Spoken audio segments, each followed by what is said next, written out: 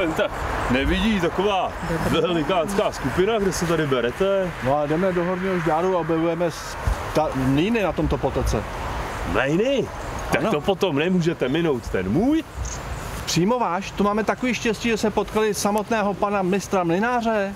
Štěstí?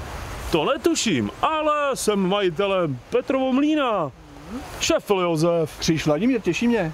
Potěšení je na mé straně. Tak, co by vás zajímalo? Úplně všechno, takovou příležitost si nemůžeme nechat ujít.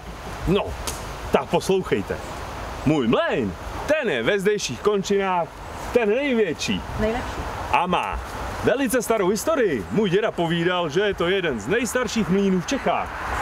Má 2 kola na 3 složení, turbínu s výkonem 15 koňských sil a 4metrovým kolem. No a kromě mletí mám k živnosti přidruženou ještě pilu, papírnu a samozřejmě vaří mi vynikající pivo. Když půjdete někdy kolem, tak se stavte najednou. No to já se stavím velice rád, ale když jsme u toho vaření piva, potkali jsme Mládka z Maderova mlýna a ten nám tvrdil, že oni mají pivovarečné právo a že jsou s tím na potoce výjimeční. Na to, jak je Jáchymov malé město, tady je pivovarů nepočítaně. Ha, výjimeční. To on měl zase ubumbáno, co? No, nezdálo se. Ne? A nevykládal vám, že jim tam chodí pivo ucucávat vodník? No, vyprávěl, ale ten vodník opravdu tam jako... No, takže vy už jste taky ochutnával. Ne, to ne, ale... Ještě mi začněte vykládat, že vidíte hraběnku z Overbrandu. Kohože? Koho? No, pak poslouchejte. Máme tady takové místní strašidlo, se vypráví, jo, že kolem našeho mlejna obchází hraběnka z Overbrandu, listuje si knihu básniček a doufá, že se tady potká s básníkem Petrem Rozegerem. No, jo, to je ten, po kterém byla pojmenována tato stezka. Bába?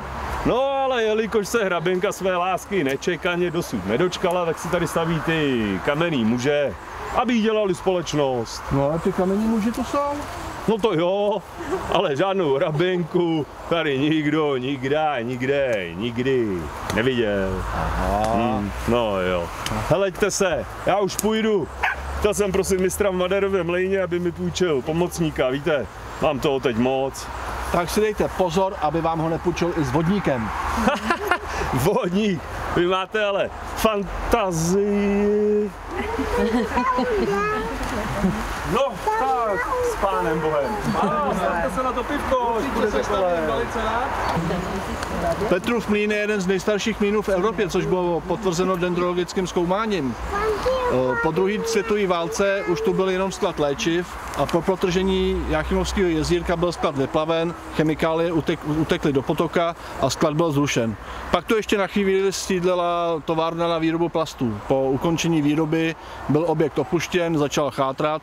Chátrání uspíšili zloději kovů, kteří vyřezali střešní konstrukce, ukradli přívodní potrubí pro turbínu a turbínu samotnou. V dnešní době je objekt v majetku města Jáchymov. Mám takový sen, že by se to mohlo zbourat, zachovat historický zdivo, postavit dřevěnou repliku mlýna a udělat tu muzeum mlýnů, což by určitě tuto stezku obohatilo. Půjdeme dál.